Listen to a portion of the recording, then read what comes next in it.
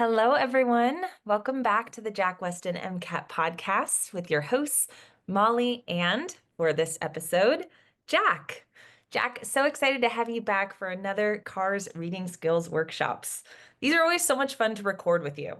Yeah, I love reading these passages with you. It's great making, side comments about things that normally we don't get to talk about. But yeah, I mean, I hope students are finding value in how we read these passages and break it down. So I'm happy to continue. Yeah, it's always fun, especially the commentary. And it's nice because ultimately the goal of a podcast like this is to demonstrate how you can read whatever type of Cars passage presents itself to you on test day. We have some passages that are really opinionated. We have some passages that are really dry. We have some that are artistic, some that are historical, some that are, social commentary. The beauty in many ways of Cars is that there's so much variety. But it also makes filming a podcast like this so much fun because you never really know what you get until you tune in for this particular episode, Yeah, um, yeah, it's like a which I box. love.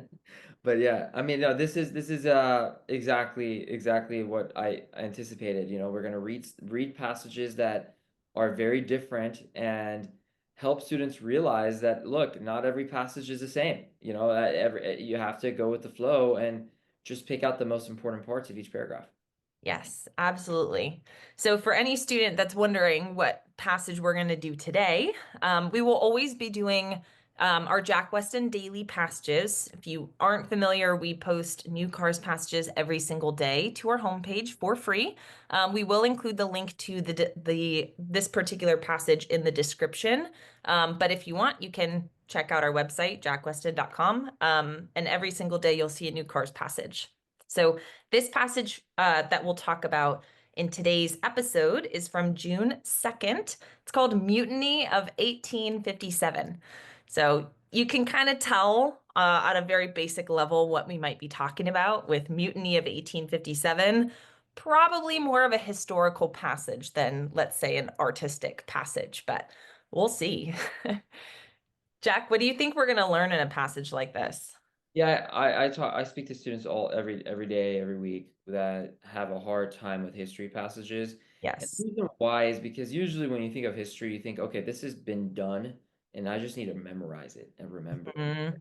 But with cars passages in particular, history can be argued, right? Yes. Now they could argue the facts because it happened hundreds, maybe even thousands or millions of years ago. So we don't know. No one was around a million years ago, at least not anyone modern, human wise. And so, Mhm. or at least it wasn't recorded in history. And so we can Mhm. argue the facts, right? It's possible. Mhm. We can also argue the outcomes.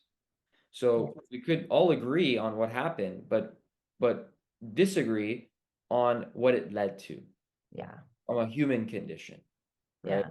And The so impact. yeah, and so when you go into these kinds of passages, you have to be open-minded, right? And you have to realize that hey, there may be some information here that is not necessarily true or 100% valid, and that the author is trying to convince us, right? Mhm. And so that's what we need to like anticipate and practice for.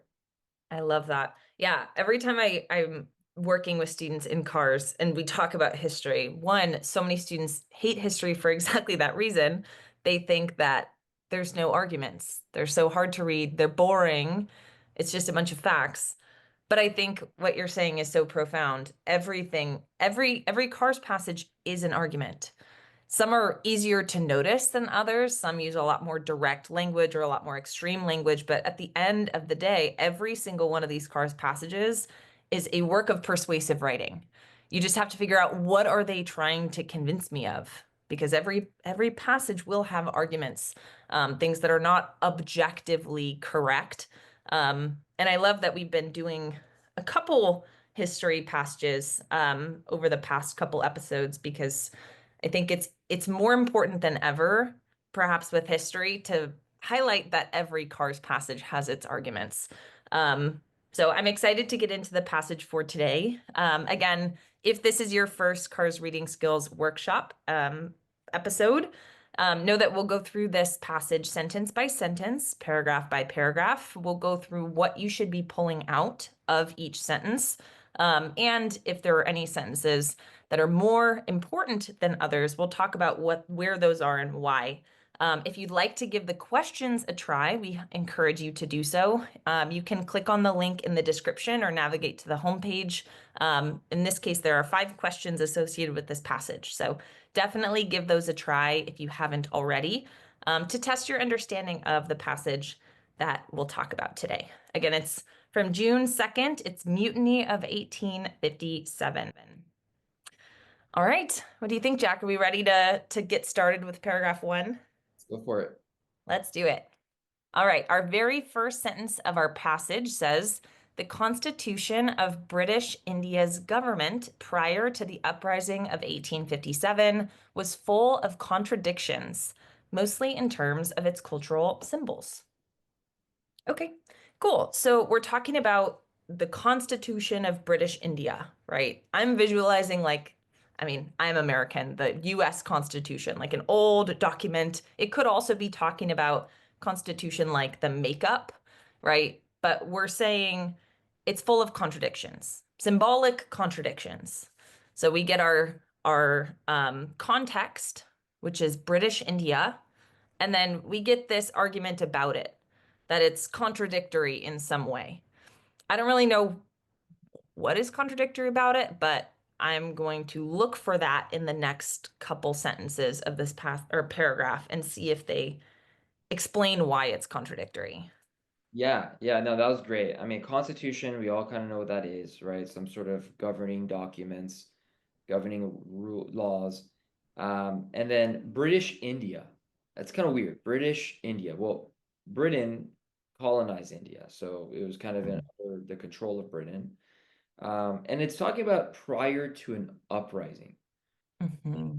maybe a rebellion, right? Some sort of like coup or something going on with Or where the mutiny. change, right?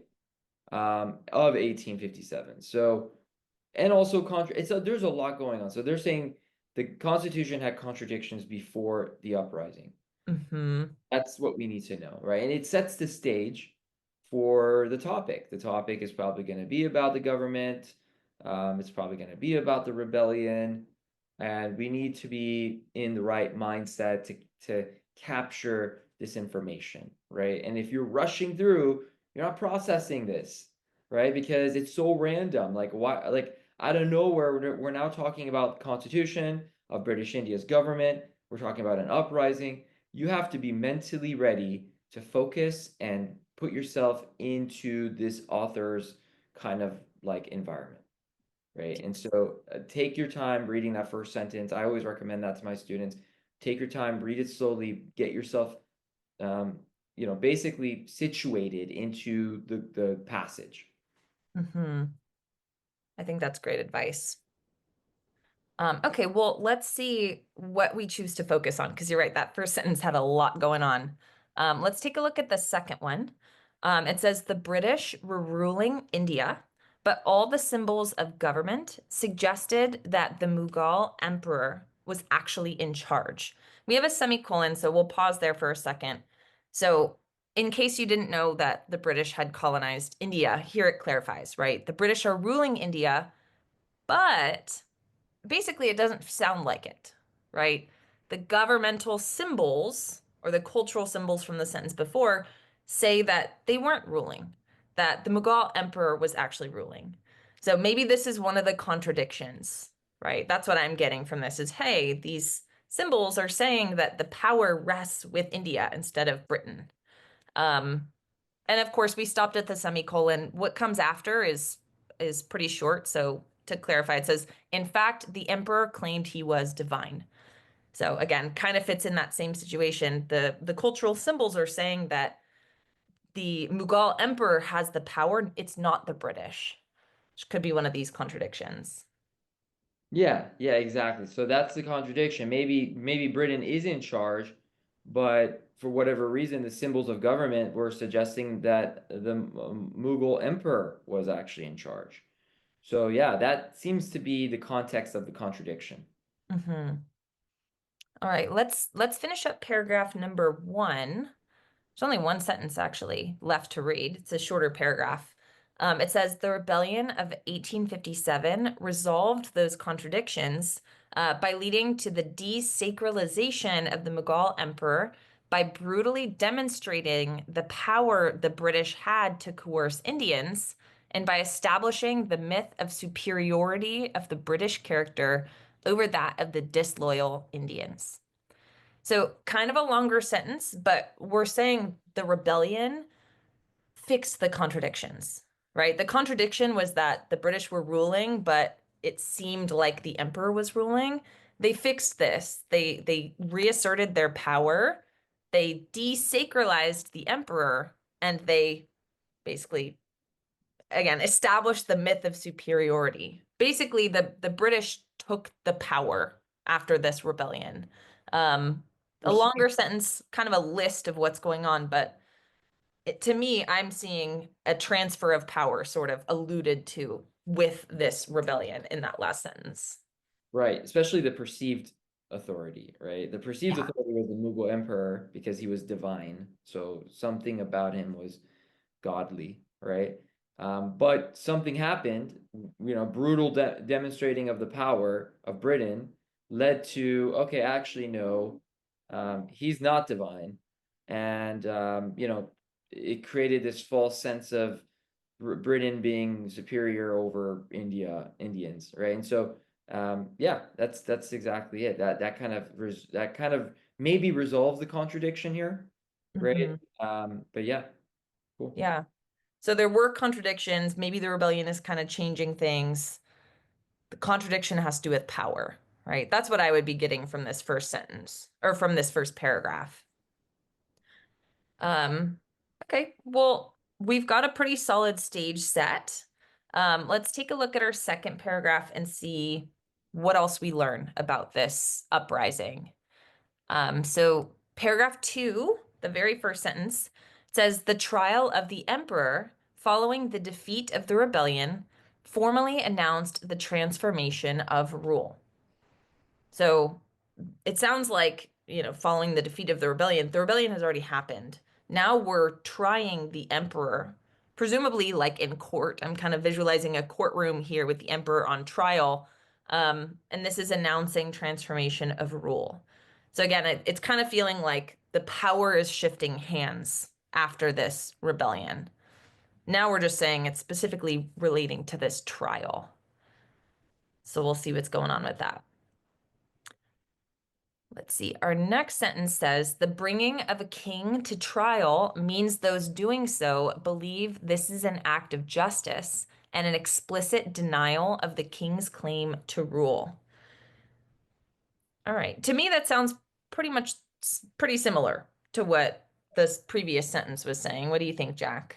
Yeah, no, definitely similar. Nothing really new. I mean, the weird thing is now they're calling him the king, right? Emperor, the king. So that Oh, might yeah. sound a little confusing, but it's pretty much the same. Yeah. Um, Interesting. okay, yeah, nothing really new here. I mean, just it's now more formally announced, right? Hey, Mm. look, the Mughal emperor symbols, that's not important, right? You should know for sure that we're in charge, right? That's kind of the idea here. Yeah. Okay. Well, let's keep reading. It says that the king is not above the law, but that the law has the right to judge the king. Okay, cool. So again, the king doesn't have the power. And you're right, it's interesting that they're now calling the emperor a king. It's pretty subtle and can definitely be confusing, but presumably it's the same person. We're still talking about the emperor. Which one sounds more profound, right? Emperor or king? Emperor, I think, carries more weight. Right. And so this is kind of interesting because the author is saying, well, now he's not considered an emperor anymore. He's a king. Hmm. He's just a regular guy, but with a title. Right? Yeah, So not a divine thing or divine spirit or a person. So yeah. interesting. Yeah. Pretty cool. It's almost the change in language is symbolizing the stripping of the power from this emperor.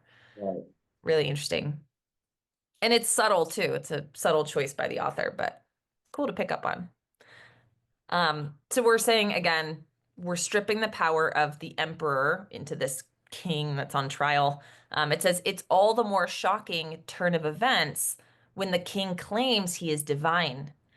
So this is shocking, right? It's shocking to try someone who's supposed to be divine or supposed to be a god, right? It's a very like human thing to do to put someone on trial. And this is a god or a deity or a divinity of some sort. So it's shocking. We're still kind of talking about this transfer of power, but yeah, I mean, this is this is pretty alarming, right? Or pretty unique, maybe powerful. Yeah. Let Yeah. Our next sentence is pretty short. It says, "A trial and execution prove he is not a god." Okay, it's, I mean, it's very cohesive with the rest of the paragraph, but this is a little bit more direct, right? Since he's on trial, he's not a god, right? It's not just like, oh, there's a transfer of power. Like, this is proof. This is proof. We put him on trial, and that's proof that he is not who you think he is. He's not divine, right? He's not as powerful as you think he is. I think this sentence carries more weight than the other sentences in the in the paragraph, even though they're pretty similar in what they're saying. It's stronger. Yeah, I mean, it's very direct, and this is where I think it becomes difficult to perceive the argument, right? Like, Mm. what is an argument in this paragraph so far? And we'll kind of cover that at the end. But so far, I think the first sentence, the trial of the emperor, formally Yeah. announcing the transformation of rule, that's we can argue that. We can argue whether that trial actually did announce the formation of this transformation of this rule. And we can argue if a trial and execution prove he's actually a god or not a god, right? I Mhm. mean, that's arguable, and Yeah. so this is all coming. This isn't seem like a fact. This doesn't seem like, oh yeah, so and so went to this place or that place. This we cannot explicitly see this. We cannot objectively see this. This is a subjective point of view, and we have to catch these subjective points of views, right? Yeah. And keep track of them. Yeah. It's almost like, if we're reading a history passage, you have like what happened, which in some cases can be argued depending on how long this was ago and how much record we have. But like we have what happened, and then we have a discussion of significance of what happened. And to me, the stuff that should jump out in a history passage is the significance of the things that happened, because that can be argued, like the effect of this on another process or on society. Yeah. That signifies an argument to me. That's exactly it. That's exactly, yep. The outcome. How do we perceive the Yeah. outcome? Yeah, Cool. because you can't really objectively prove that. Okay, well, let's take a look at our last sentence for paragraph two, and we'll see what else this will add. But I agree, we kind of already have some arguments brought up in this paragraph. It says its meaning, according to Michael Walzer, is that, quote, it severs the past from the present and the future and establishes new political principles that mark the beginning of a new kind of government, end quote. So this is a direct quote from this individual, Michael Walzer. To me, this pretty directly supports that first sentence with the trial announcing the transformation of rule. Yeah, very similar, right? Kind of supporting what we've talked about with a person. Hmm. And so that's usually a very powerful way that the author tries to support their opinion, right? Is by bringing in someone else. We call that an authority figure, right? It Yeah. doesn't have to be an authority, but in this case, whoever they bring up is perceived as an authority, and Hmm. and that person usually agrees with the author Hmm. saying something. It doesn't have to be a quote. It just has to be someone else being referenced. And Hmm. that's a really strong form of support that we need to keep track of, right? Because they could ask us, what was the point of Walzer, right? What was Walzer getting at, Michael Walzer? Hmm. And you have to know, well, okay, it had something to do with the fact that the trial proved that the king was not a god. Yeah. Do you think any time that a name is brought in, it should be given that level of, importance? I would say anytime the name is brought in as a form of supporting an art idea, Okay, that but makes just a sense. random mention of a name doesn't mean it's important. Gotcha. Okay. Yeah, I think a lot of students wonder that. Like there's so many names, there's so many dates. Do I have to worry about all of them equally? Because we do see sometimes you have specific questions that are brought in that ask about a quote or a name or a person or a event. Um, yeah, and I know students like to have direction, which is nice. And Right. these are all things that we talk about in courses and in live sessions, which by the way, if you are listening to this and you appreciate Jack's insight, come see us in our free sessions. Jack does this every single week, which is awesome. Get Yeah. help Yeah. No, it'd be this awesome. stuff live. Cool. Well, let's take a look at our third paragraph. So we're coming out of paragraph two. Again, we get that like this trial of the emperor signified this sort of transfer of power or rule. Um, and he was executed, which is showing that he's not divine. Um, let's see how that idea develops in paragraph three. So it says the trial of the emperor has to be seen in relation to the Government of India Act of 1858 and the Queen's proclamation of 1 November 1858. Okay, cool. I'm reading this and thinking now I've got acts to consider, acts and proclamations. I don't I don't really know how these are going to fit into the story yet. You're saying you have to see this in relation to these proclamations and acts, but I have no idea what these acts are. Um, So I'm kind of just thinking to myself, hopefully they'll clarify, but I'm not expected to know what these acts and proclamations are. And you're not being super direct on how this relates. Right. And this is where we can go into a state of shock and start rereading and start Yep. questioning ourselves. Right. And we've talked about this before. Just keep going. As long as you're trying your best to focus and understand, you're going to be okay. Right. And it is talking about the trial. So we know that. We're Mhm. talking about 1858 now. That's like a year later. Right. So we're trying to see, okay, what happened after this trial? Right. Like what was what was going on. And so we're going to talk about, the effects. Okay? Mhm. Okay, so the next sentence says the trial and judicial exiling of the Mughal emperor and the end of the Mughal rule was accomplished by completely desanctifying the previous political order of Indian society. So this sounds pretty similar to what we said. We're talking about the trial and the exiling of the emperor. And that's, desanctifying this previous political order, which maybe you know what that means, maybe you don't. But we're basically saying we're removing it. We are destroying it. We are, removing the honor of it. In this case, it's actually removing like the religious association, but um we're replacing the Mughal rule with the British rule. Pretty similar to what we said in paragraph two so far. Yeah, nothing new, really. I'm Okay. still curious about the acts, right? Like what's going on with those? All right. But we've reestablished it. Um, our next sentence says the Parliamentary Act and the Queen's proclamation declare the beginning of a new order. Okay, so now we're finally bringing this stuff back in. It sounds like the Queen created these acts and proclamations to just kind of further solidify that new order. Okay.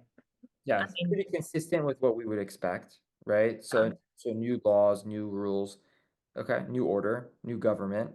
mhm. Yeah, it's still this kind of transfer of power that we set up earlier. Um, the next sentence says this new order still required a center of government and still required a means by which the Indians could now relate to this central government. Okay, so we still needed organization in some way, right? We still need some sort of relationship between government and society, and we need still some center of government. To me, I think of just like structure. Who's in charge of this? Who's reporting to who? Like it needs some sort of organization. We Right. need to figure out how to work this into society. Right. Seems like they're just talking about how it's going to be organized. Okay. Hmm. Yeah. Um, and it says that new central authority was a group of colonial governors sent from England to India in order to rule various territories. Okay, so the new government is going to be ordered around these colonial governors. Okay, so we Yeah. got, a new sheriff in town, essentially, is what they're saying. Yeah, from England. I'm just imagining these British folks coming into India, you know? Big powdered wigs. Yeah. Okay, so we've got these new authorities coming in. It says the new way to relate to these governors was the paperwork of bureaucracy, the uninspiring forms and petitions which filled the new offices of these new colonial governors. Oh goodness. Don't you love bringing in uninspiring forms and petitions? Right. It sounds Look at like the the DMV. bureaucracy. Yeah.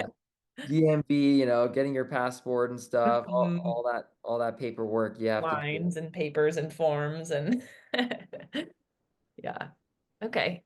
So we got the colonial governors coming in, and they're setting up bureaucracy.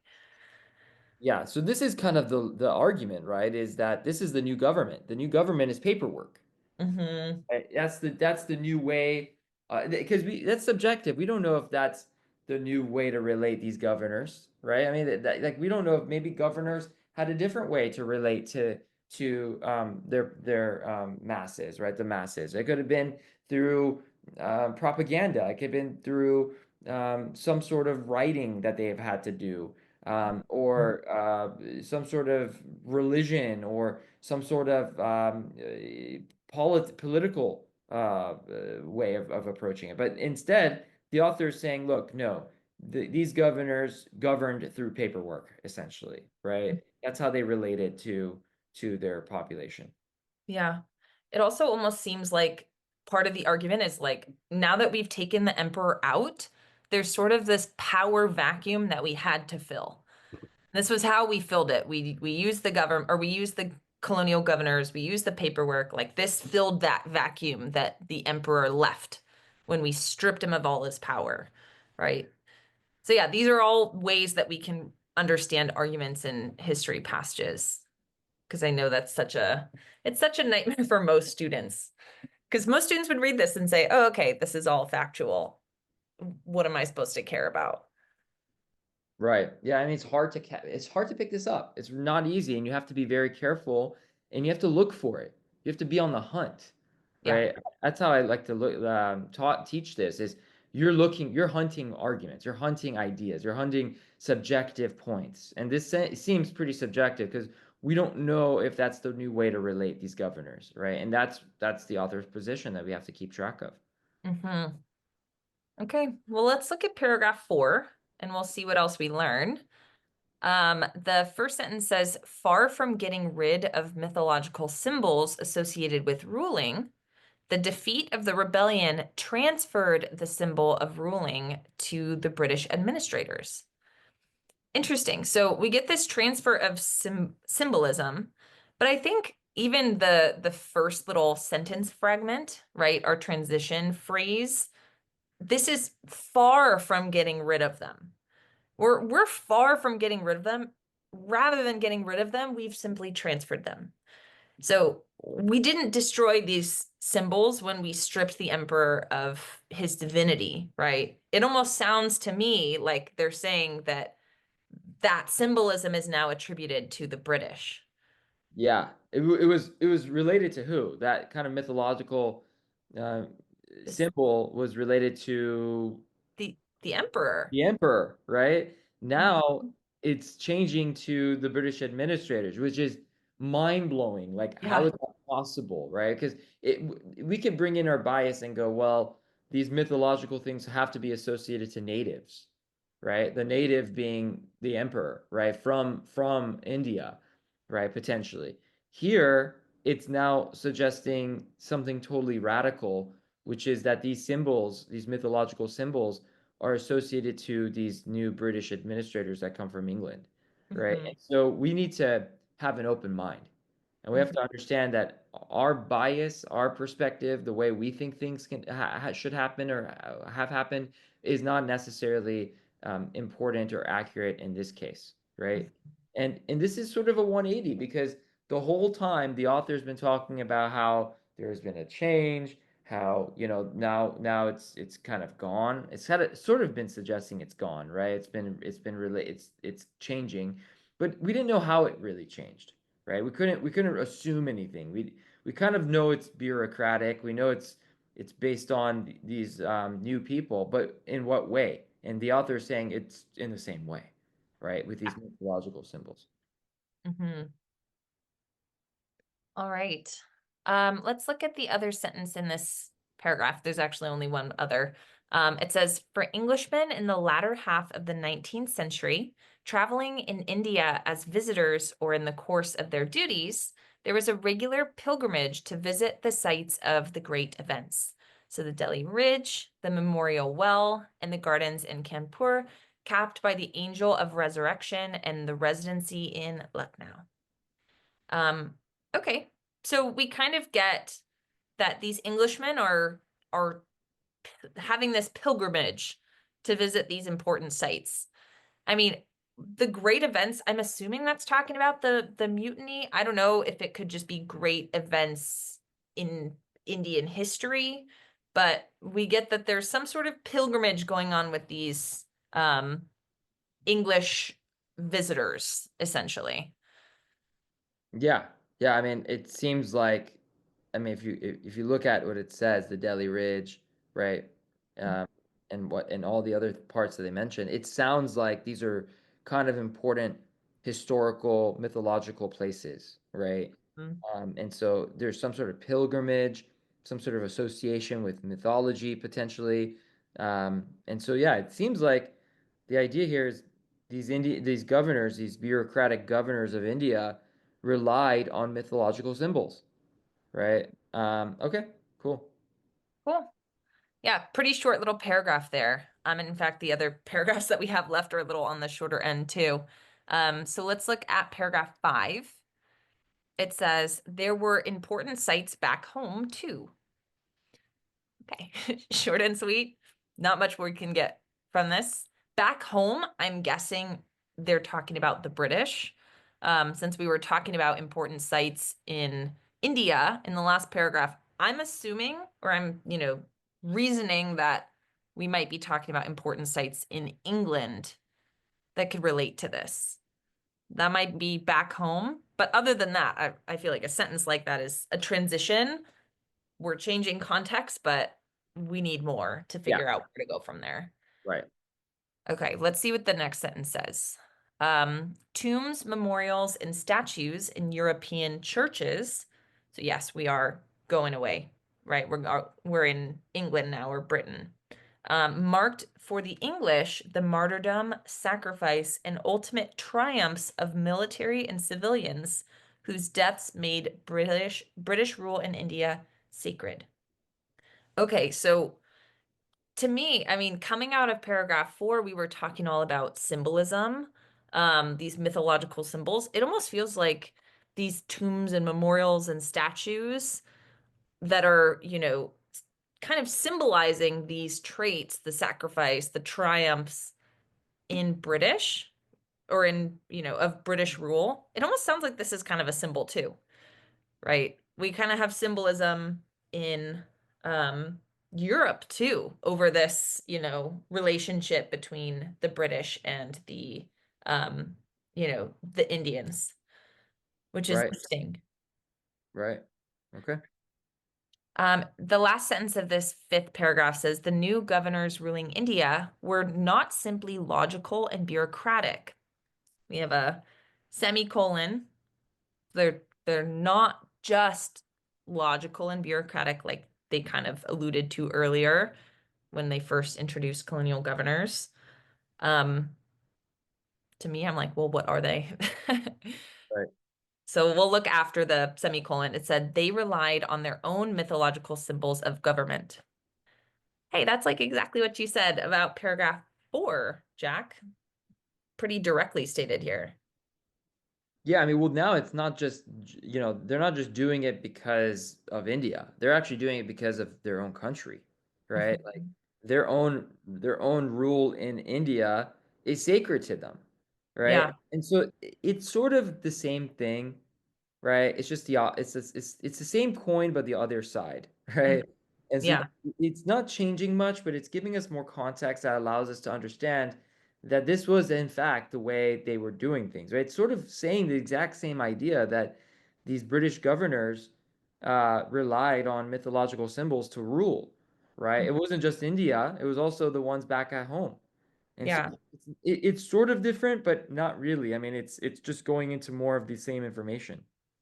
Yeah, it's almost like a different like context. It's the same idea. We Right. said that it's important in India to have these symbols, but we're basically saying it's also important in Europe. Like it's not just important because it was important in India.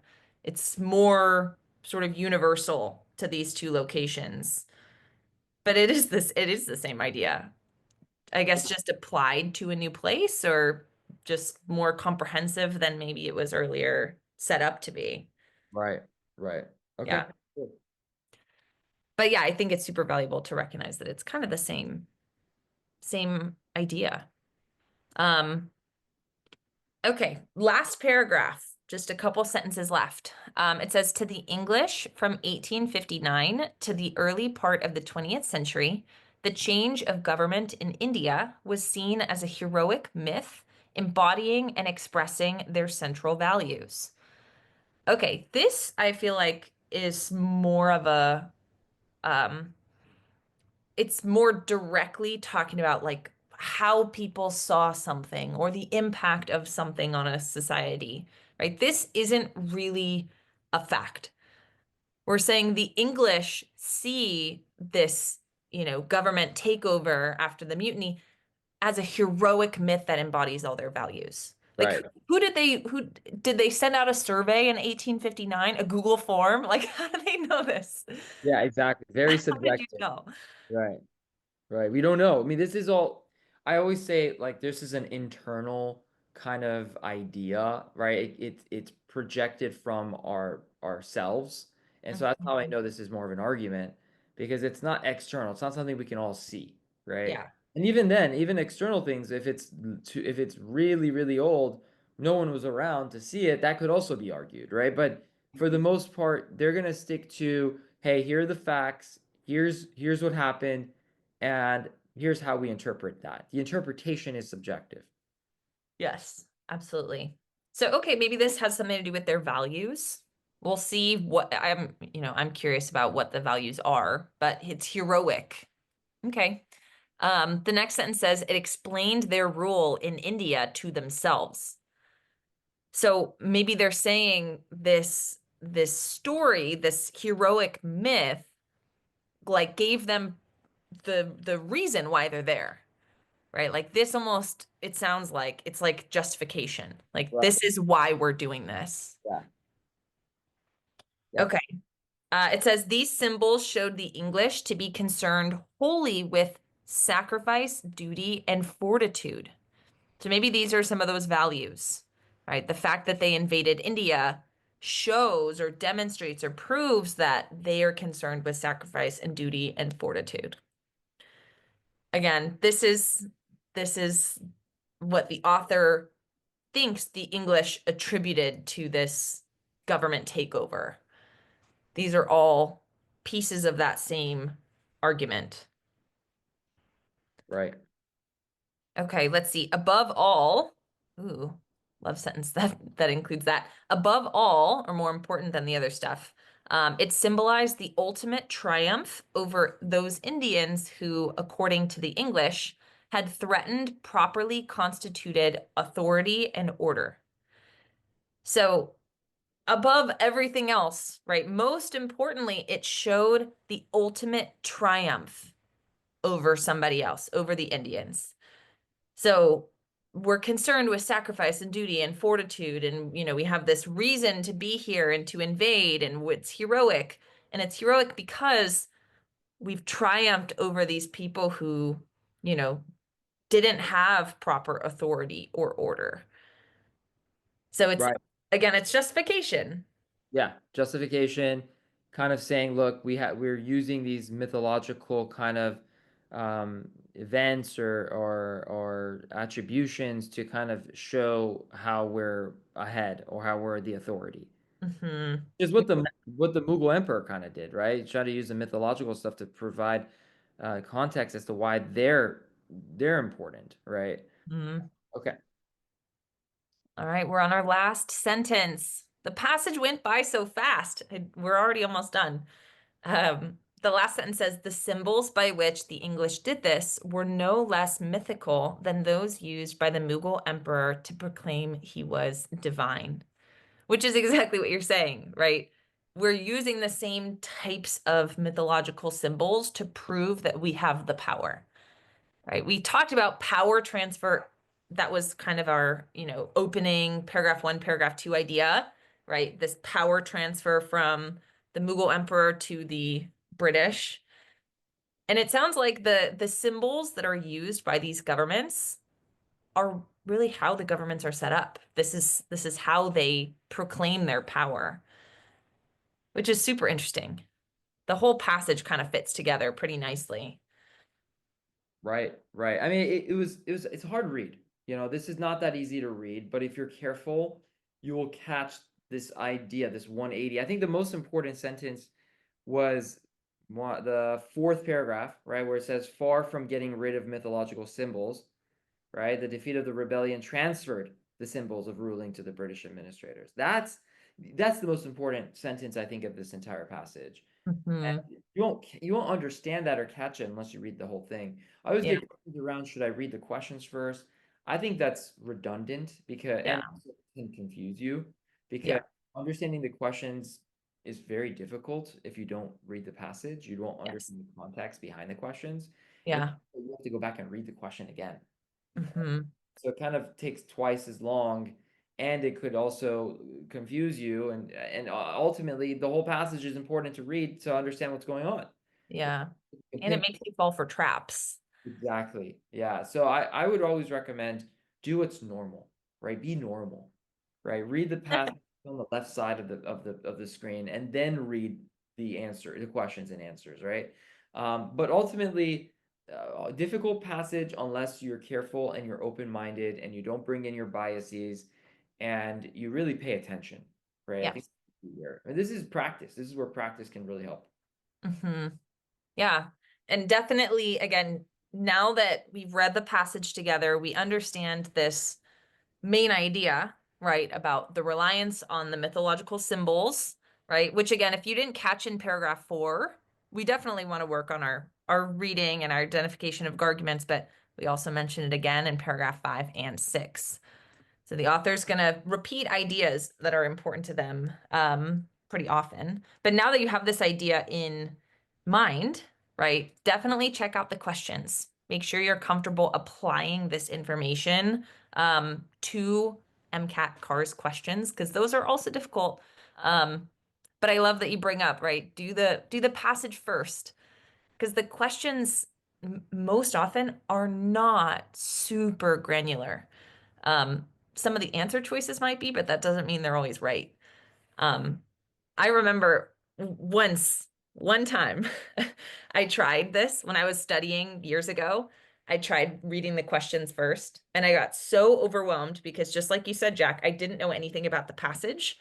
And I was so intimidated by the questions and all the answer choices. I read them all, and definitely parts jumped out at me that were really detailed. And then when I read the passage, I would pick up on specific details that were in the passage that I had read in the questions.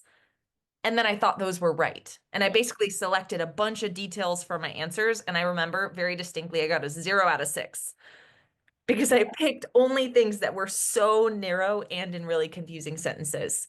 Um, I think it'll hurt you more than help you for oh, sure. it did. It did. No question. It definitely hurt. Hurt my soul and it hurt my score. So yeah, I feel like, I've had personal experience very much so align with what you're advising here, right? Read the question or read the passage first, understand the arguments and the ideas, and then get to the questions. Because a lot of the questions right? Those answers are from bigger ideas. They're not just from one sentence. They're not from, one little detail or fact. Most of the time, it's from big ideas. Right. Right. Um, yeah, and you guys will see that when you get to the questions. Um, is there anything that you think that we could learn in particular from this, Jack? Bringing it to the next paragraph or the next passage that we do? So yeah, I think the key here is if it's a harder read, expect the questions to be a little bit more simple, more basic. But if the read is easy, which I think we'll see in the next passage next week, um, expect harder questions, right? Yeah. That's just how the MCAT works. Is if they know these are human beings that are making these passages and questions. Hmm. This was a harder read. I mean, this is kind of difficult to read because it's mundane. It's Yeah. about a topic that we don't normally study or understand, and we have to be careful with what it's saying.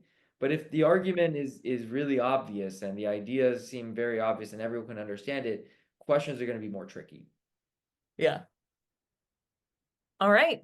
Well, that makes a lot of sense and definitely gives us something that we can take with us as we get more practice. Again, if you're new to Jack Weston, definitely check out the homepage. We post new cars passages every day. Although, of course, if you want to do 10 cars passages in one day, you can use our Q Bank for that, which is also free. You could even, if you wanted to, sort and only do, 10 history passages or 9 history passages back to back. That is something super unique and also available for free. So check it out. Lots of opportunities to get, free cars help, and come see us in live sessions as well. We hope that you found this Cars Reading Skills Workshop useful, and we hope we see you in the next one. Thanks for listening.